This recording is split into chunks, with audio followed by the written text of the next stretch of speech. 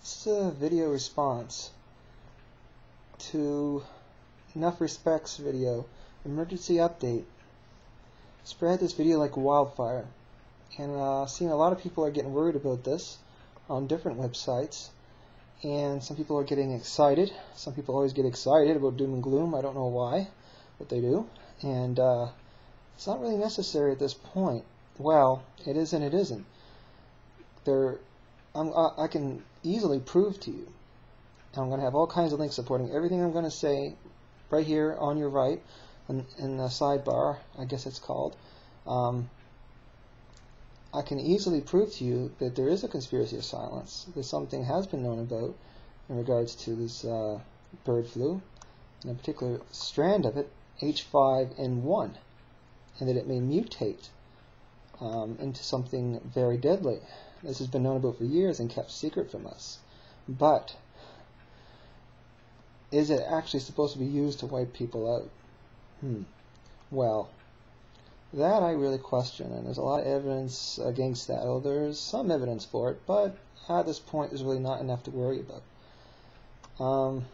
I do have some questions, for that video, in which no real proof is given, no real evidence, just this woman's word about some hypothetical person who happens to be a driver of a commercial vehicle. Now that's my question, if this is such a big conspiracy, this is a major plot, this is the New World Order coming to wipe out most of the human population, and not that I don't think that there aren't elitists who are extremists like that. There certainly are, I think, but in this case, no, I don't think so. But why would they use a commercial vehicle?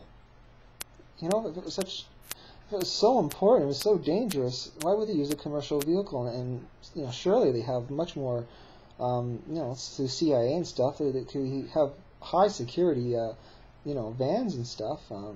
It just doesn't make sense that they use a commercial vehicle. Now, okay, we have known that it's going to be a pandemic for some time. I had a landlord a couple years ago who used to work in the hospital here. And yeah, she told me, and this is how I first learned about it. And again, everything I say, I'm going to be backing up with sources. So yeah, that's how I first learned, was that in Canada, there is expected a nationwide outbreak, a pandemic of some kind, that will be happening in the near future. So across the country, the whole medical establishment is preparing for this thing. Isn't that kind of interesting? Now the question here is, if the establishment is working to try to wipe out most of the population, and they're doing this intentionally, why on earth would they be preparing the medical establishment for it? It just doesn't make a lot of sense, And there's a lot of evidence to the links that I have to show that the American medical establishment is also being prepared. And again, that just doesn't add up.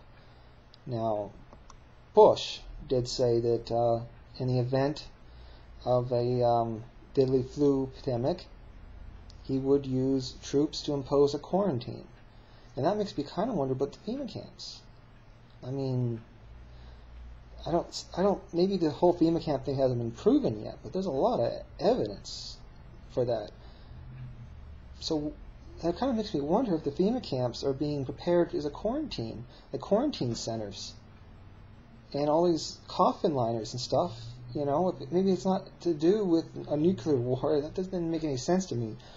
But you know what? It would make a lot more sense if they're expecting people to die from some kind of sickness. And again, I'm not saying for sure that this is not some kind of conspiracy, that someone high up is trying to, I don't know, but at this point there just isn't any evidence to really indicate that for sure. But definitely, there's no question that they've known about this, that this has been going to happen for years now. Okay, yeah, how many pounds of the bird flu is being shipped? That has a lot to do with it as well, because I have a lot of links that will show that tests are being done on this bird flu to try to find a cure for the problem. So if there's a small amount, and small, well, I don't know, I'm not exactly sure how to judge that, but there's a lot of pounds. I mean, if there's tons and tons of this stuff going through, well, then that's very suspicious, obviously. But it kind of depends on the amount of the stuff being shipped. But then again, we don't really know if this is really happening to begin with. Now, okay, I'm going to read very quickly here from an article, MSNBC, one of their articles called Homeland Security to be Lead in Flu Crisis. The nightmare of an avian flu pandemic emerges from the dark chapters of doomsday scenarios. It will fall to the Department of Homeland Security, not the medical establishment, to manage the crisis, according to federal documents and interviews with government officials. The DHS lead role, however, seems at odds with operational plans that call for the Department of Health and Human Services to be the government's go-to agency in such a crisis. According to current documents outlining operational plans for public health in medical emergencies, HHS is the primary federal agency responsible for public health, medical emergency planning, preparations, response, and recovery.